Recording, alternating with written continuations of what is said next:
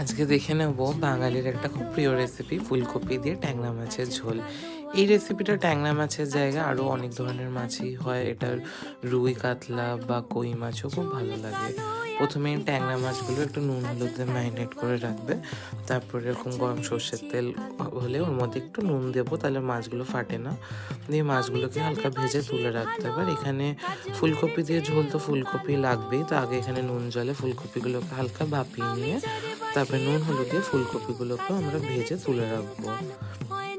এবার মাছের ঝোলটা বসানোর জন্য মাছ ভাজা তেলের মধ্যেই আমি এখানে কালো জিরে কাঁচা লঙ্কা চেরা ফোড়ন দিয়ে ওর মধ্যে ডুমো ডুমো করা আলুগুলোকে ভেজে নেব। তার মধ্যে দিয়ে দেবো নুন, টমেটো কুচি, আর এখানে আমি দিচ্ছি জিরে আর কাঁচা লঙ্কা বাটা। তার মধ্যে দেবো আরও আমাদের শুকনো লঙ্কার গুঁড়ো বা লাল লঙ্কার গুঁড়ো আর হলুদ দিয়ে মশলাটা ভালো মতন কষানো হয়ে গেলে ওর মধ্যে ঝোলের পরিমাণ অনুযায়ী নুন চিনি আর জল দিয়ে ফুটিয়ে নেবো। ফোটানো হয়ে গেলে ওর মধ্যে আগে থেকে ভেজে রাখা ফুলকপি আর ভাজা মাছ সব কিছু একসাথে দিয়ে মাছ ভাজা তেলগুলোকেও কিন্তু দিয়ে দেবেন, দিয়ে সব কিছু একসাথে ভালো করে মিক্স করে এটা আবার আমরা ঝোলটাকে ভালো করে ফুটতে দেবো।